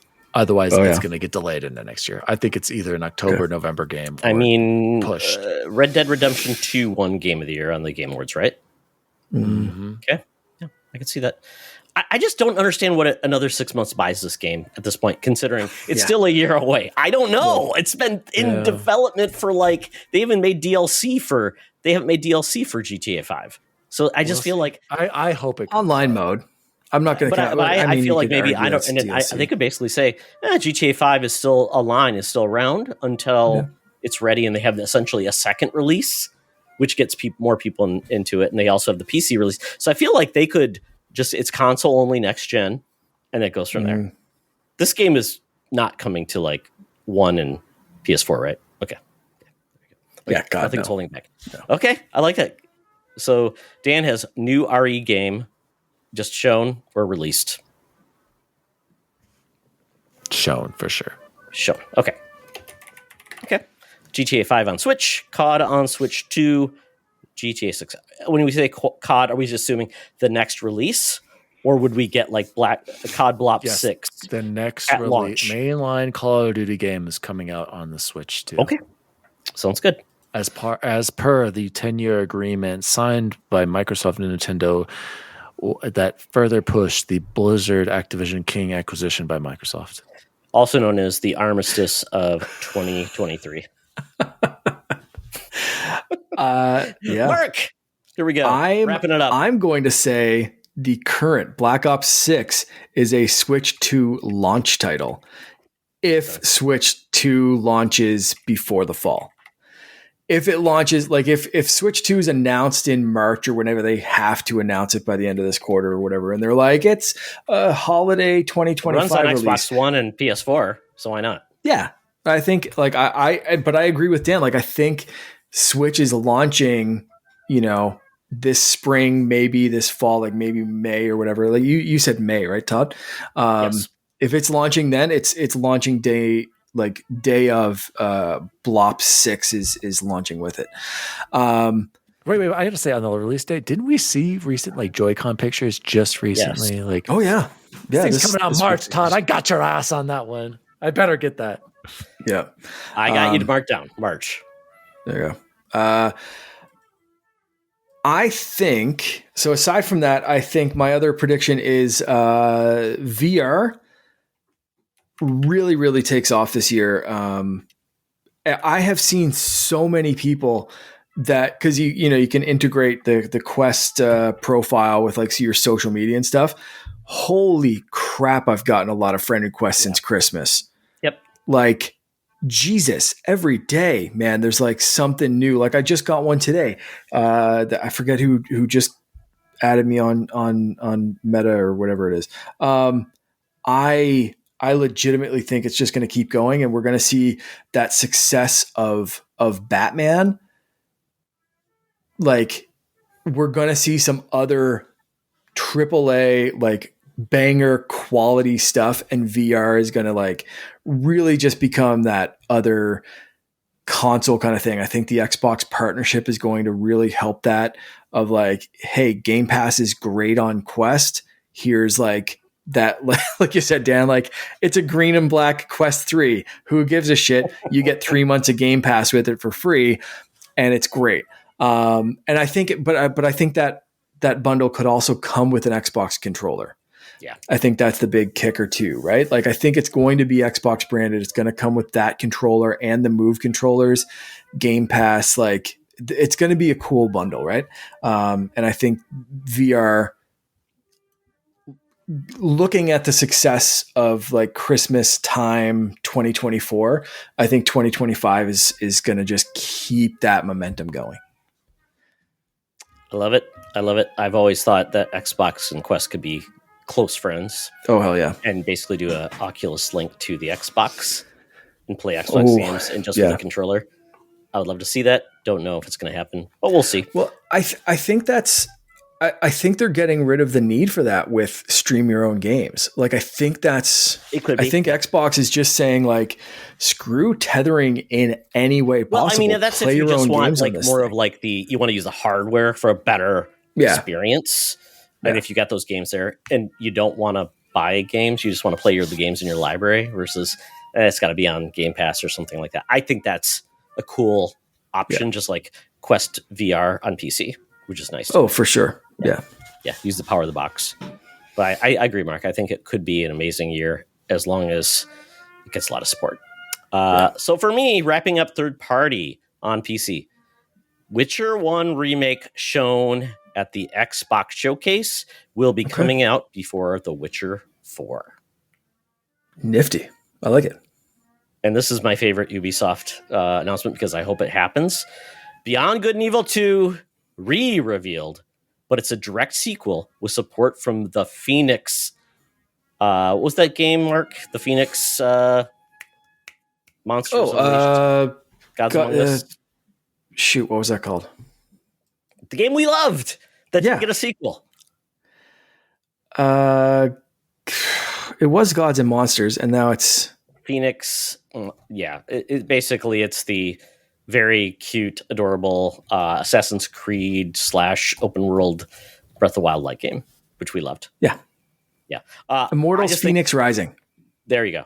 I would love it if those team members went over to Beyond Good and Evil 2 and just said, stop with all this stupid crap. We're just making a really fun game that is the sequel to Beyond Good and Evil 2, Beyond Good and Evil. All that stuff's going on. It's just ridiculous. And Ubisoft hasn't killed the game, so they must think something there. So they just got to get this game out and make some money. Kind of like Skull and Bones. That game finally came out because they had to release it. Yeah. So that is my last prediction. So folks, I hope everyone enjoyed 2024. I know we did.